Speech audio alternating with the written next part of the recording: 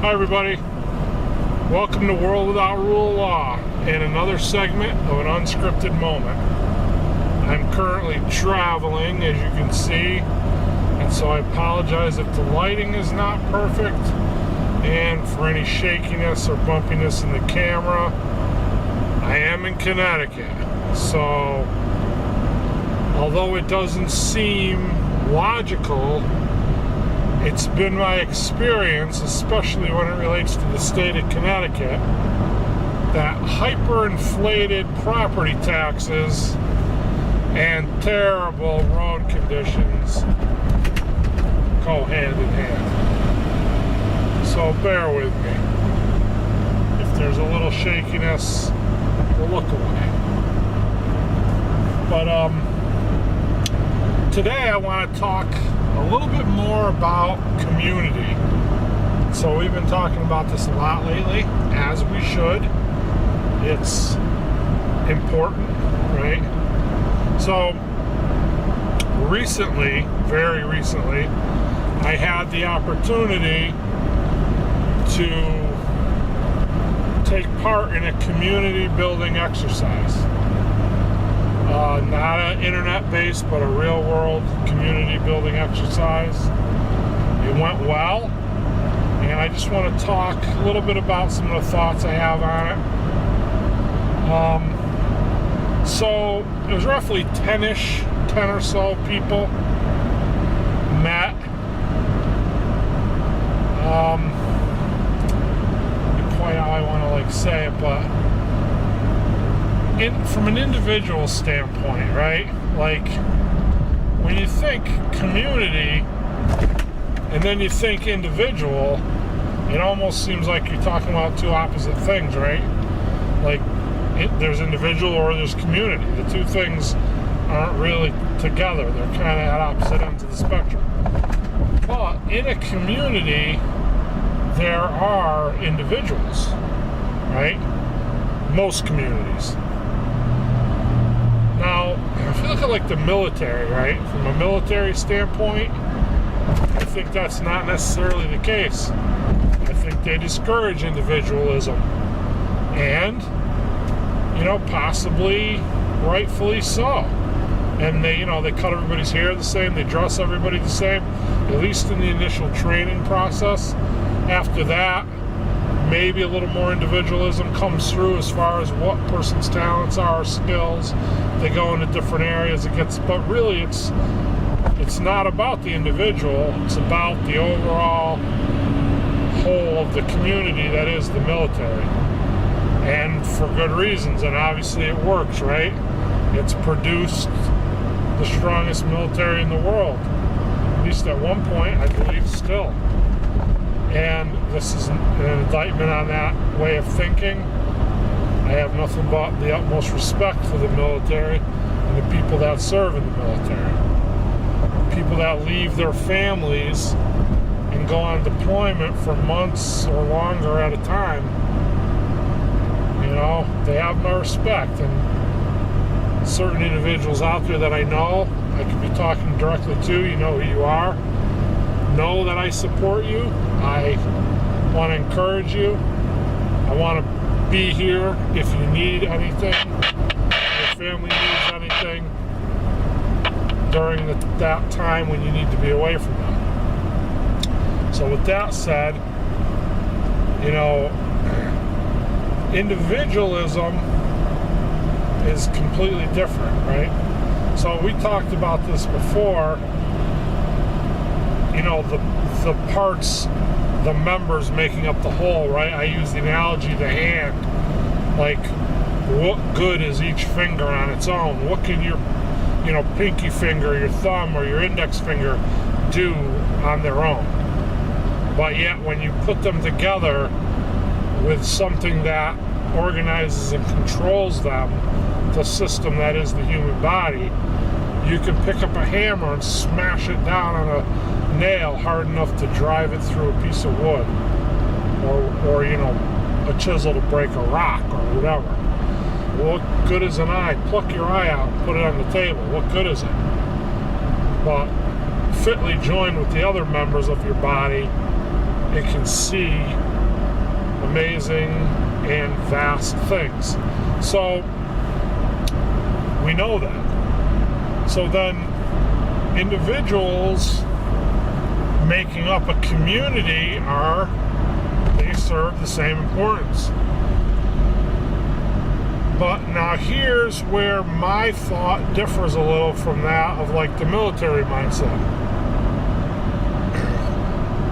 What about retention of individuality? Like, what about keeping your individuality? I think in the military, and I could be wrong, and people will tell me if I am, I think they discourage you from keeping your individuality. Now, when we look at community, it doesn't have to be a prepper community. That's kind of the same thing. Are you a prepper? You know, like, do you prep? I prep, right? But if somebody said to me, you know, define who you are in one word, it probably wouldn't be prepper, right? I'm a father, I'm a husband, I'm a Christian, I'm many things, and a prepper is one of them. But there's the individuality of every person. Every prepper, let's just look at preppers. Every prepper has their own individuality, things that make them different from other preppers. And so we don't want to lose that, right? So this team community building exercise that I engaged in this weekend was a meeting with other like-minded people. It was 10 or so individuals, American citizens, free citizens, came together of our own volition and chatted, right? And, you know, ate together and whatever. And so, like, we didn't have an agenda. We didn't have an outline written on a piece of paper to follow, and not that there's anything wrong with that. We didn't do that. Nor do I believe we have to, right? And more importantly, in my mind, we didn't have someone in a remote location laying that out for us. You know, I am not, speak only for myself, I am not, nor will I be, willingly a pawn or any chess piece on someone else's chessboard. So a lot of these things come to be from somebody outlining, like a leader, right? Outlining, this is how we're going to do it. This is what you need to do. And take these steps and do that, you know, and go forth and do thusly. And when you do, report back to me, and I'll put all the pieces together in a huge jigsaw puzzle and figure out what our next move is, and I will dispatch my foot soldiers to carry out those moves or to further that agenda. That's more coming from, in my mind, more coming from a military mindset. And again, we have one of the greatest militaries in the world, if not the greatest, right? So there's nothing wrong with that. There's validity to the way they do that. It's probably way more efficient than the way I'm going to try to approach it. But, you know, it's not all about efficiency, and efficiency is important, and at some point it may become more important than it is now. But it's the choices we make on how we want to proceed. And so I'm a free citizen, and so were the other members that came together in that community building exercise yesterday.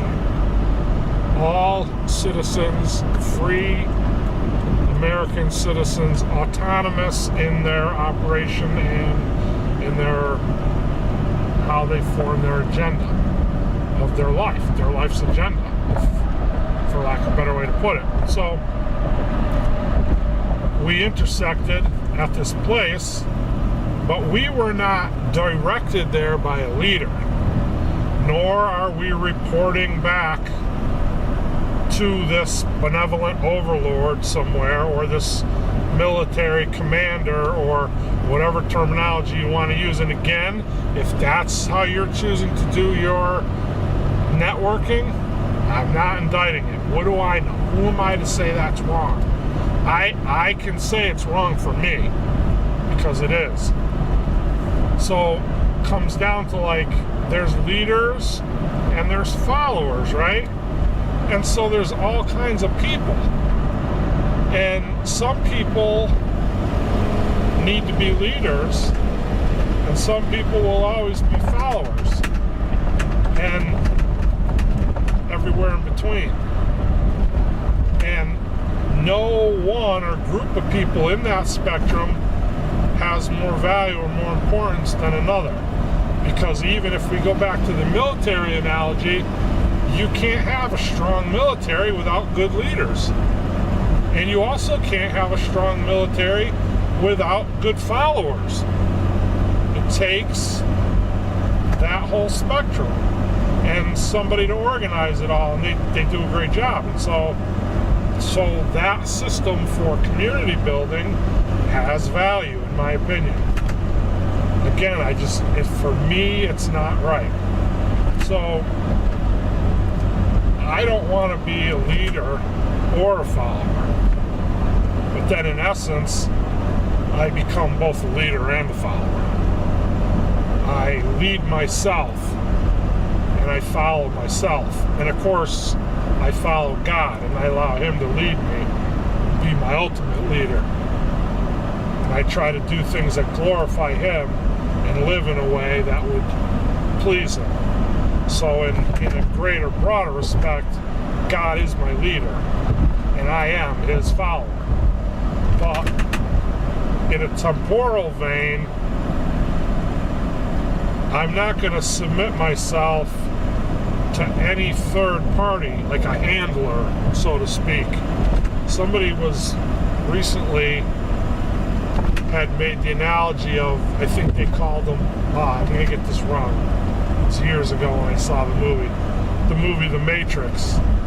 The guy that watched all the screens and put everything together, the controller, or the whatever they call them, the collector, I think it might have been. So I'm not going to answer to somebody like that. I'm not going to plug my data into somebody else's mainframe and let them assimilate me or my movements or my actions into what their vision of networking is. And again, and I can't stress this enough, not that there's anything wrong with that. Some people need that. Some people thrive on that. That could be a very efficient way to do things. It's just not for me. I want to lead myself, my own heart, my own individuality will lead me where I think it's prudent to go, where I think God wants me to go.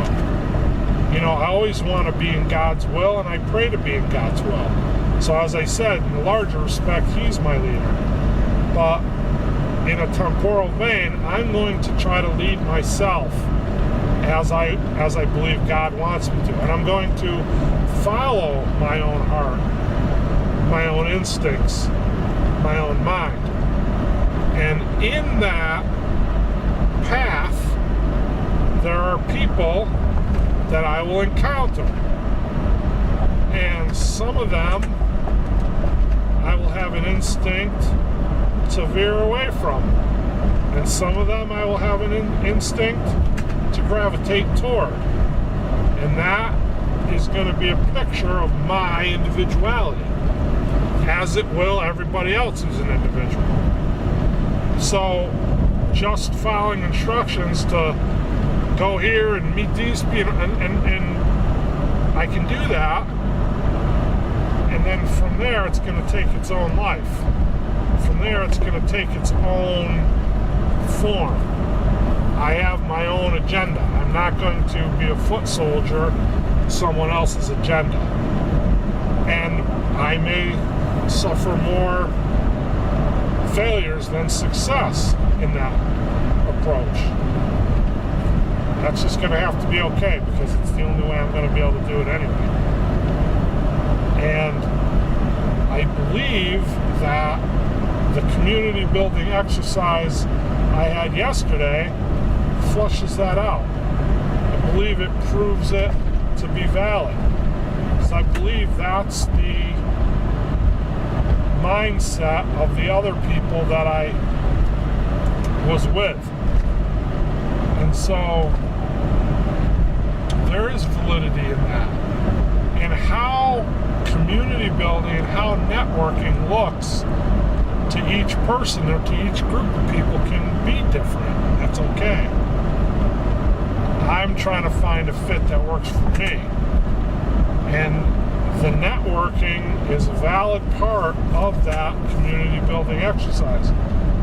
So, for instance, 10 people sat around picnic tables yesterday under a pavilion and talked about everything and anything and nothing. And it was good. It was relaxed. It was laid back. Right? It was really good, in my opinion.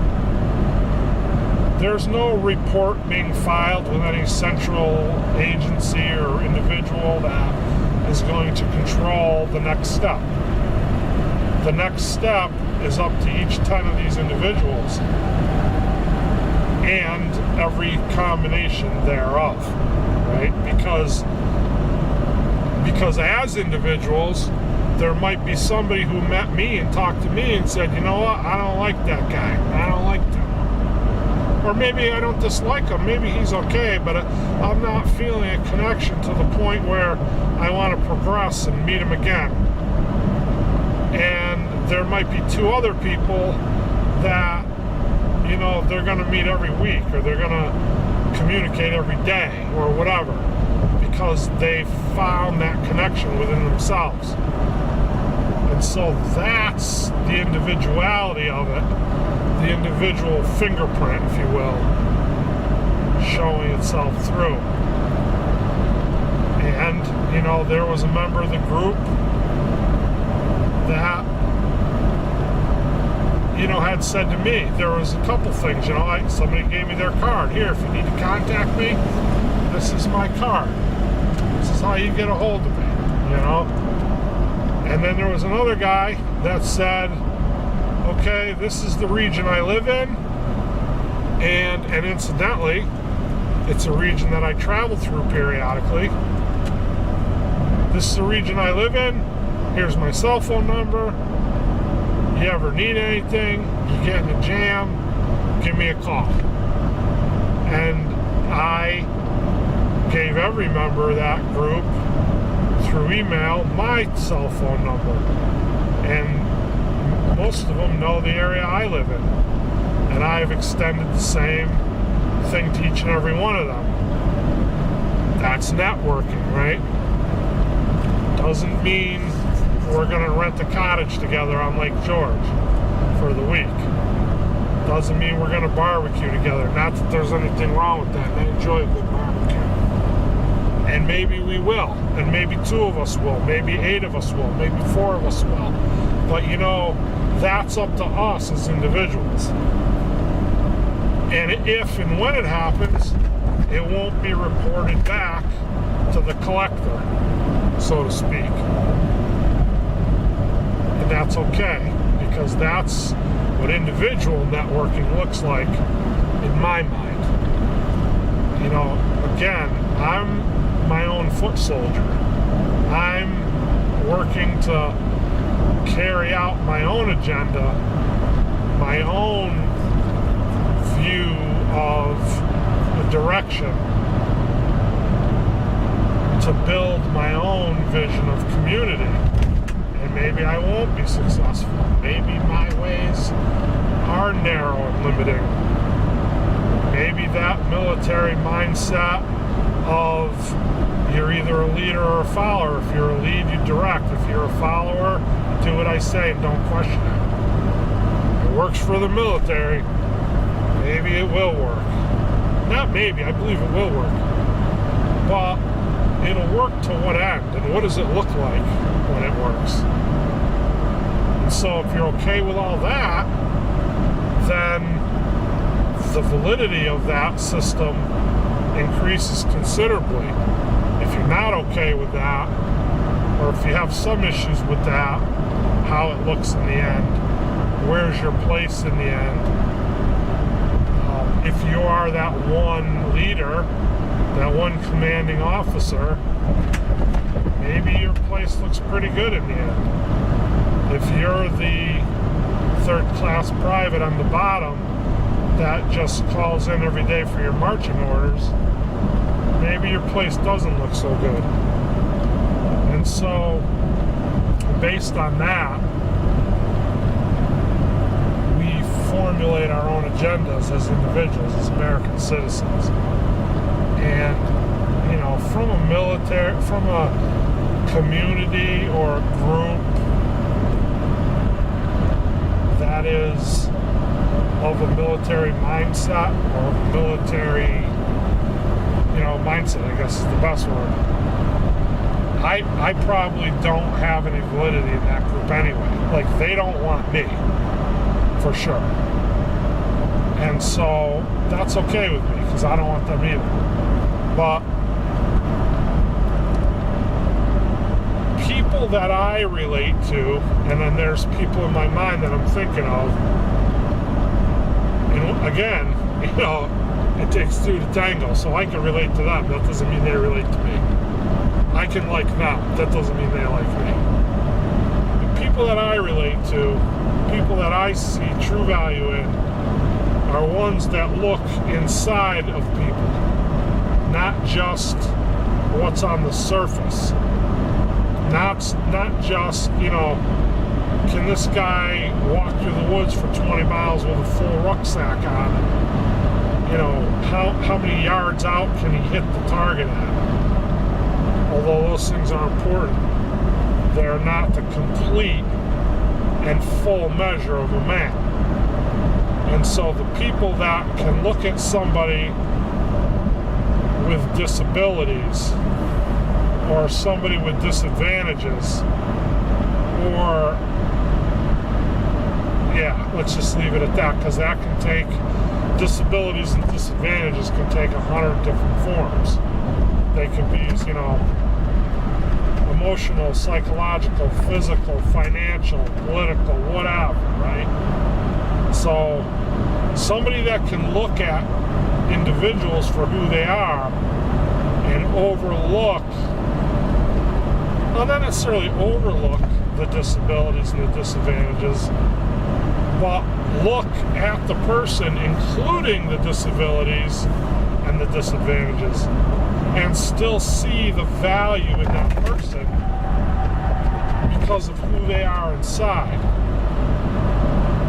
and still recognize that those people, although maybe not from a military mindset, but from an individual mindset, have real value and can bring something to the table. And you may have to look a little deeper to find out what that something is. But I maintain that everybody has something to bring to the table. So you need to look at yourself, or not, we all need to look at ourselves and ask ourselves the question, do we have the ability to see that? Do we have the ability to know where that is, know what that is, and to weigh the value of it? And when we can do that, that's progress. So, as a result of that, we can grow. We can grow individually, and we can grow as members of the community.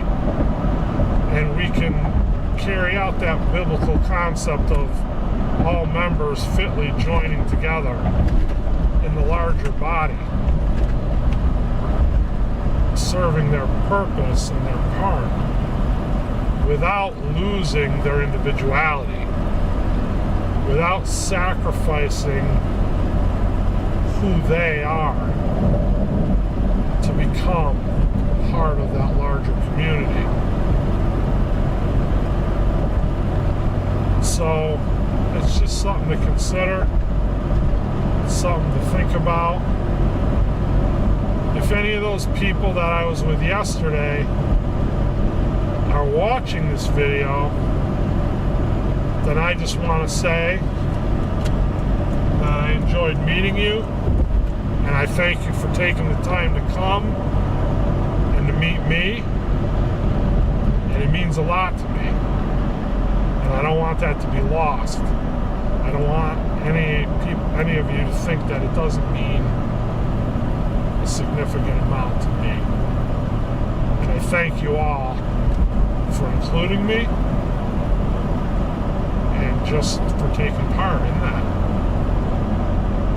And I thank everybody for watching, for listening to my opinions, my perspective, and, you know, sort through it, do what you can with it. You can take it to heart, you can throw it in the garbage. Any point in between, as you deem fit in your individual mind. I love y'all.